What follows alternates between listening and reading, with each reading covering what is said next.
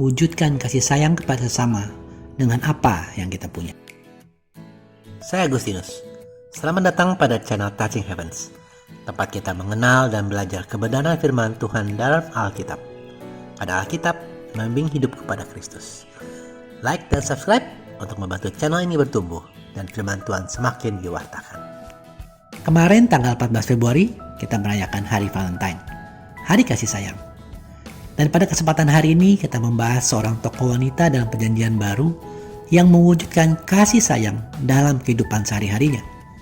Tokoh ini bernama Tabita dalam bahasa Aram, atau juga dalam bahasa Yunani menjadi Dorcas.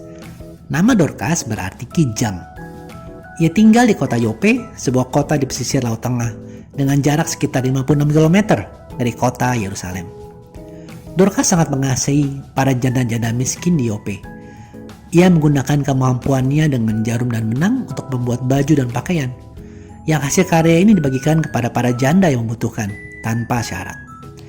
Bisa jadi kemampuan menjahit Dorcas ini adalah satu-satunya talenta yang dia miliki. Namun dia tahu menggunakan talenta yang diberikan Tuhan itu untuk menjadi berkat bagi sesama, sehingga karyanya begitu berharga di mata Allah. Dorcas memilih untuk melakukan sesuatu dengan apa yang dimiliki, meskipun sesuatu itu adalah hal sederhana dan tampak sepele di mata orang lain. Dorcas juga banyak berbicara kepada orang lain, orang-orang di sekitarnya tentang Allah. Suatu hari, Dorcas sakit parah dan meninggal. Semua temannya bersedih.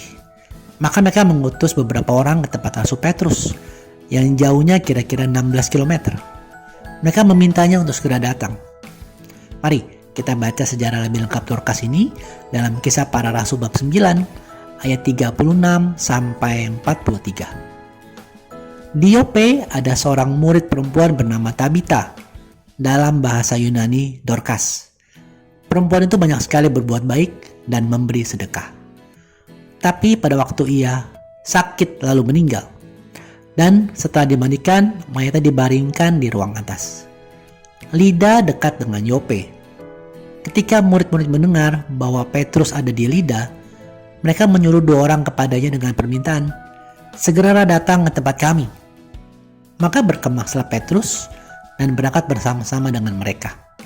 Setelah sampai di sana, ia dibawa ke ruang atas, dan semua janda datang berdiri dekatnya dan sambil menangis.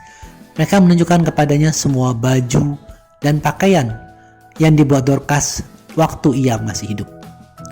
Tapi Petrus menyuruh mereka semua keluar, lalu ia berlutut dan berdoa. Kemudian ia berpaling kepada mayat itu dan berkata, "Tabita, bangkitlah." Lalu Tabita membuka matanya, dan ketika melihat Petrus, ia bangun lalu duduk. Petrus memegang tangannya dan membantu dia berdiri. Kemudian dia memanggil orang-orang kudus beserta janda-janda, lalu menunjukkan kepada mereka bahwa perempuan itu hidup. Peristiwa itu tersiar di seluruh Yope, dan banyak orang menjadi percaya kepada Tuhan. Kemudian daripada itu Petrus tinggal beberapa hari di Yope, di rumah seorang yang bernama Simon, seorang penyamak kulit. Teman-teman, kisah ini memperlihatkan bagaimana teladan mewujudkan kasih sayang dalam kehidupan sehari-hari, dan betapa Allah juga mengasihi orang yang berbuat kasih kepada sesama. Allah tidak akan pernah melupakan hal-hal baik yang kita lakukan untuk orang lain, dan nantinya Allah akan memberikan kehidupan abadi yang penuh kebahagiaan bersamanya. Alkitab mencatat ada 7 orang yang dibangkitkan dari kematian, dan Dorcas adalah satu-satunya perempuan dewasa dari antara ke-7 orang itu.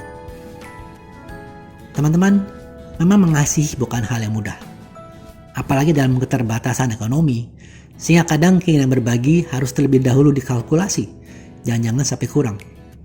Tapi ingatlah, Tuhan sudah memberikan kepada kita talenta, kemampuan, berkat, bahkan banyak hal lainnya. Sudahkah kita gunakan sebagian saja dari berkat-berkat kita itu untuk sesama? Atau kita malah berfokus melihat kekurangan, kelemahan yang kita punya, sehingga kita malu ataupun tidak mau berbuat apa-apa?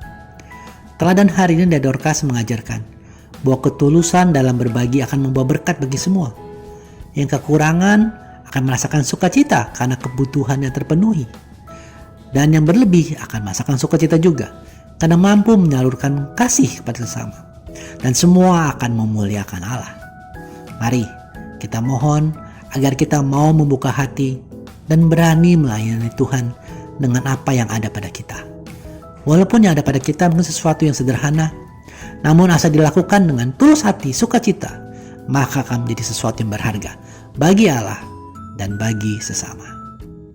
Terima kasih sudah menyaksikan. Sampai bertemu pada video kenal kita Rabu depan. Kasih karunia Tuhan Yesus Kristus menyertai Anda sekalian. Amin.